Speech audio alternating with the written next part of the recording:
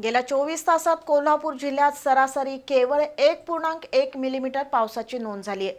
गेले 8 दिवस दमदार पाऊस झाला आणि त्यानंतर गुरुवारपासून पावसानं टाइम प्लीज म्हणत विश्रांती घेतली आहे.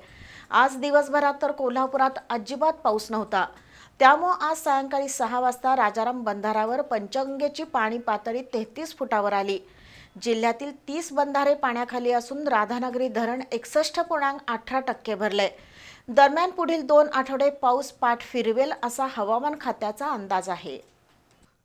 कमी कालावधीत जोरदार पाऊस असं गेल्या काही वर्षातील चित्र आहे. त्यामुळे निसर्ग सुद्धा बदललाय, लहरी झालाय असं आपण म्हणतो. शिवाय संपूर्ण ऋतुचक्रच बदललं आहे. त्यामुळे अगदी दिवाळीतही पाऊस पडतो.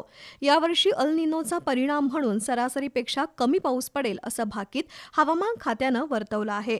त्यानुसार जून महिना कोरडाच गेला, पण 1 जुलैपासून दमदार पाऊस सुरू झाला आणि अवघ्या 8 दिवसात राज्याच्या अनेक भागात हाहाकार उडाला. कोल्हापूर जिल्ह्यात मात्र कुठंही अतिवृष्टी झाली नाही. काही भडक बातम्या आणि सोशल मीडियावरील अतिरंजित व्हिडिओ यामुळे खूप पाऊस झाला असं अनेकांना उगीचच वाटू लागलं. वास्तविक कोल्हापूरसह संपूर्ण महाराष्ट्राला अजूनही मुबलक पावसाची गरज आहे. अशा परिस्थितीत गुरुवार 9 जुलैपासून पावसानं विश्रांती घेतली आहे.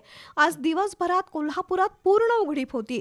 बराच वेळ ऊन आणि अधूनमधून ढगाळ हवा असं वातावरण असलं तरी दिवसभर रस्ते कोरडेच राहिले.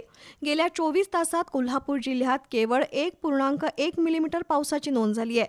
तर पंचगंगेची पाणी पातळी झपाट्यानं कमी होऊन आज सायंकाळी 33 फुटावर आली.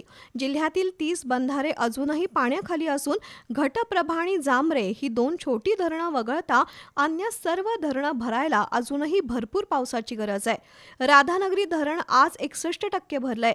त्यामुळे पुढील वर्षभराच्या पाण्याची गरज लक्षात घेता कोल्हापुरात अजूनही भरपूर पावसाची गरज आहे. आता 24 जुलैपर्यंत पाऊस विश्रांती घेईल असा हवामान तज्ज्ञांचा अंदाज आहे. त्यानंतर पुन्हा 25 जुलै ते 10 ऑगस्ट पर्यंत पाऊस पडेल असंही सांगितलं जात आहे. मात्र पुढील आठवड्यात राज्यातील सरासरी तापमानात 2 ते 3 अंशानं वाढ होण्याची शक्यता आहे.